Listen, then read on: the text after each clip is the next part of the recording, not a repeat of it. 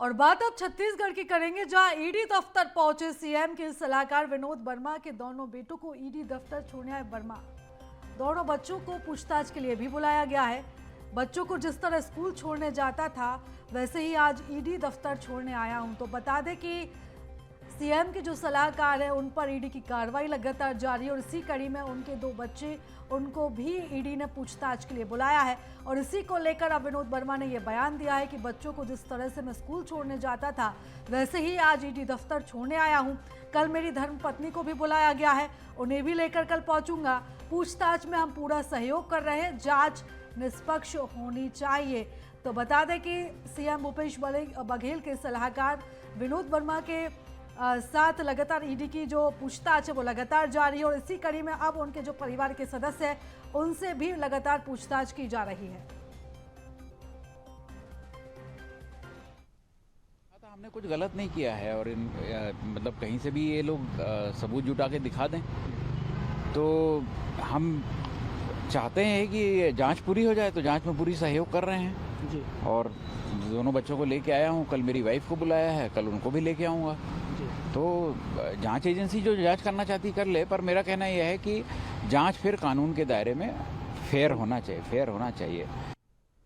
और चलो इस खबर पर ज्यादा जानकारी ले लेते हैं। हमारे साथ रेजिडेंट एडिटर अवधेश मिश्रा जी जुड़ गए हैं। अवधेश जी, देखिए लगातार जो ईडी की कार्रवाई है वो लगातार छत्तीसगढ़ में जारी है और इसी कड़ी में विनोद वर्मा ने मीडिया से चर्चा की और उन्होंने कहीं ना कहीं तंज भी कसा है कि जिस तरह बच्चों को स्कूल छोड़ने जाता था, अब उसी तरह दफ्तर लेकर आया हूं मैं ईडी के। बिल्कुल, देखिए छत्तीसगढ़ में ईडी को लेकर लगातार सियासत हो रही है और ये कहा जा रहा है कि अब जो ईडी की कार्रवाई है वो केवल राजनीतिक रिवेंज के कारण जो है इस तरह से कार्रवाई हो रही है।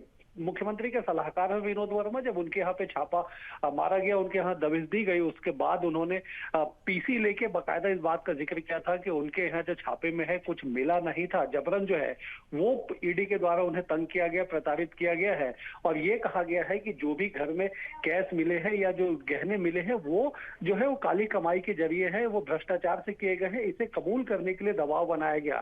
साथ ही साथ उनके बेटे को भी समन जारी किया गया, उनकी पत्नी को भी समन जारी किया गया। तो आज जो है वो अपने दोनों बेटे के साथ विनोद वर्मा ईडी के दफ्तर पहुंचे थे।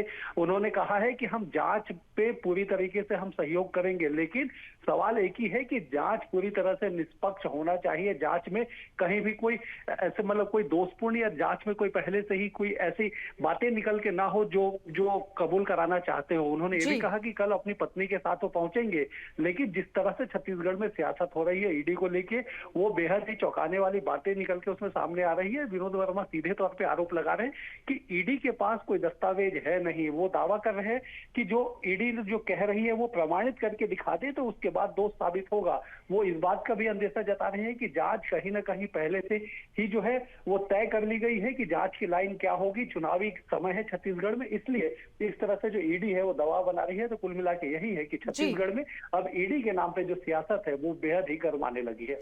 बिल्कुल अवधेश जी, और लगातार अब इस पूरे मामले को लेकर बयानबाजी भी हमें देखने को मिलेगी। फिलहाल तमाम जानकारी के लिए, चर्चा के लिए आपका बहुत धन्यवाद।